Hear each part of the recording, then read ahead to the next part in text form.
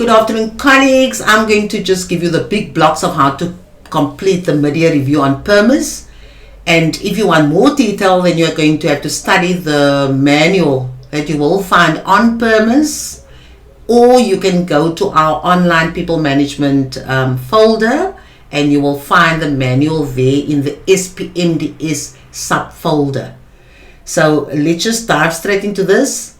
Once you've logged on to Permis, you'll find that there's a menu bar on the left hand side, and if you are the employee, you must scroll down that menu bar until you get to My Reviews. So you click on My Reviews. Once you click on that tab, it will turn green and it will take you to the landing page of your mid-year review.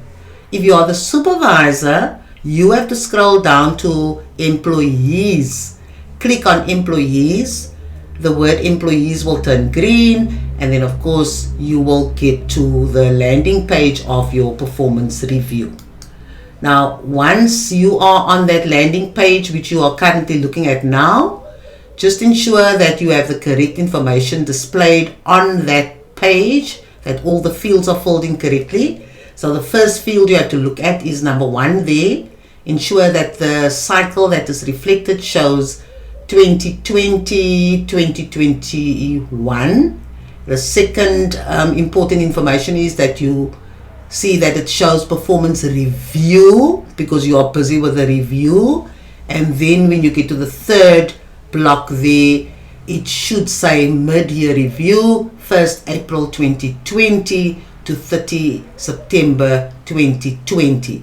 Once you've checked that all that is correct, then you know you're going to complete the correct mid-year review. Scroll down to number 4 on the page here, and number 4 is pointing to a column called weight. Now, if you just look to the left hand side, you'll see that you have all your key result areas there, and those key result areas will be imported from your performance agreement. But the weight of that key result area will not be reflected on this page. You have to enter the weight yourself. So you know what the weighting is of each of your KRAs, and then just populate it here where it says KRA 1, you put in the weight, KRA 2, KRA 3, depending on how many KRAs you have. You populate all that, and then once you've populated all that information, you will then go to number 5, which says you must save the weight. You'll notice that there are 2 more columns there, but those columns will self-populate as you, as the employee, completes your mid-year review, and as the supervisor completes the review. Let's move on to the next part. Now this is the tricky part. You'll see when you get to this page that it says the review KRAs and final score and training. Now let's have a look at the first block of information. You'll see performance agreement, and then you'll see all your KRAs listed there. If you go to the right hand side, you'll see by the weight of each KRA, the weight has been populated because you just populated that on the previous screen. Okay, and like I explained, column number 2 and column number 3 will still be blank, because that will self-populate or populate automatically as you complete the review. Then this is important. For every KRA, you have listed a few outputs. You've listed at least a minimum of 1 key output under each KRA, or you may have up to 3, 5. It depends entirely how many outputs or how many activities you have listed. So you have to score each and every single output that you have under each KRA. Now let's have a look at the example we have here. KRA number 2, you can see that one is highlighted because that's the one that is going to be populated. And then if you look below, once you click on your KRA, you'll see below that by number 2, you'll see all the key outputs that will be listed. Right now, in this case, this example, you only have 1 key output. So once you click on that output, it will take us to another screen which is this one, right? So click on the output and then you'll get this screen, which will give you the key result area, give you the name of the output that you clicked on, and you can see there that you're going to have to now rate or score that output. Now remember our example here, there was only one key output under that KRA. But if you have, say, 2 outputs or 5 outputs, then you will get a screen like this for every single output. So you'll have the weight of the output there. Now in this case it was only one key output, so therefore you have 100%. And then you have to rate by number 2. If you're the employee, you will rate your output, and you will continue with this process until you have rated every single output under all the KRAs. Apologies. You will see on the right hand side of the screen, you will get a progress bar there, so you'll be able to see once you have completed the entire performance review, you'll be able to see whether you have completed the entire mid-year review successfully, because it will reflect 100%. So if you do not have 100% reflected there on the progress bar on the right hand side, which is not currently on our screen, then you know you have to backtrack, go check every single KRA, check every single output under the KRA, and see whether you have scored or rated those key outputs. And then of course the supervisor, you'll notice that the employee will first rate every single output under the KRAs, and once the employee is done with that, the employee will then move on to training, indicate what training is required or whether training is not required, and once the person has completed that, the employee will then sign off. Then the supervisor will go through the same process. Okay, now remember, the supervisor will have a list of the employees, so the supervisor will click on the employee, and then the supervisor will then have to then also rate every single output like the employee. Now if the rating that the employee has given and the supervisors are the same, then the supervisor can populate the agreed rating column as well. Okay, sometimes you'll find that the supervisor may rate the employee higher for certain outputs. Now in that case, there must be some consultation between the supervisor and the employee, and the supervisor will then have to say, Sharon, you've given yourself a 3 for this output. I think you're worthy of a 4 and a commendable this is a commendable achievement on your part. You've done very well here. Excellent work in this output. Then obviously the employee will probably agree that that rating will then hold. The higher rating will be used.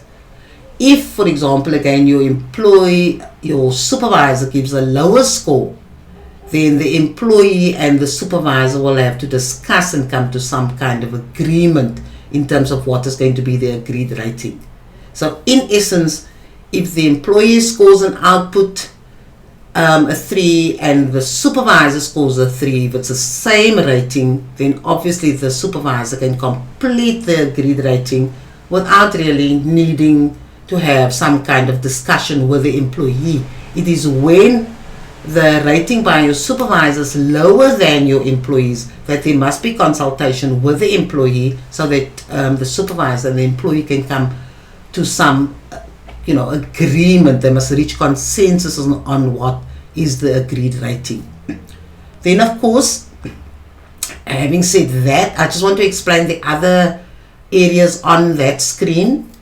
You'll see that the employee progress or action, so there the employee must say whether he or she is doing satisfactory work, whether he or she is doing commendable work, excellent work, or whether he or she feels that the work needs some attention. So the employee will then comment in the employee progress section over there. Under the employee barrier section, the employee will indicate all those things that are making it impossible for him or her to perform his or her job effectively. For example, the employee may say the half, 90% of the time the internet is down, so the person can't really do his or her work. Or your ground staff will say we don't have enough tools and therefore we can't clean the premises properly and so forth. So everything that is hampering or anything that is a barrier to prevent the employee from doing effective or excellent work must be listed in the employee barrier section, and that will be populated by the employee. The supervisor comment has to be completed by the supervisor. So the supervisor will comment there in terms of the standard of the work, and if the supervisor sees any barriers, then the supervisor can also mention it over there. What is very important is that you will not be able to complete the entire document if the supervisor doesn't put a comment there. So the supervisor must ensure that all those areas where supervisor comment is required, that the supervisor in fact comments. Then once you've done each of the outputs, I'm repeating, this is the screen you'll see for each output. So all those fields that you see there must be populated. And then once it's been populated, then you can save. So if it's the employee will rate, the employee will indicate his or her progress, the employee will mention barriers if there are any, and then the employee will save that screen. If it's the supervisor that is completing that screen, the supervisor will indicate the supervisor rating, complete the agreed rating. If there is no need to discuss differences in the rating, then the agreed rating can be completed, and then the supervisor must put a comment first before the supervisor can sign off. Okay, so this process will be done for all the various key outputs that the employee has in his or her performance agreement. Then there's a section where you have to capture the training needs. So again, you just follow the prompts as explained there, and then you add. By number 1, you can see you have to click on training because you have to complete that field. Then you go to number 2 and you'll see you'll have to indicate where you need the training. If it's with KRA 1, KRA 2, KRA 3, you must specify the KRA that training is going to be connected to, and then you add. So you'll get a screen where you can actually add the training that you want, and you'll get another screen where you can make choices in terms of the kinds of training that needs to be provided. And of course, once you have done that, then you have to do number 4, which says I have captured my training needs in line with my personal development plan. Once you have done that, you will get to a final page where you will have the final score, and so the final score will be reflected on the very first page, because like I said, that section where you need the final score will automatically update as you complete the mid-year review. And then when the final score is calculated, when you've completed all the fields, performed all the actions that you have to, then you'll get a final score, and the final score will also be reflected in the table below. You'll notice that at the end of doing the mid-year review, the supervisor must also give a general comment.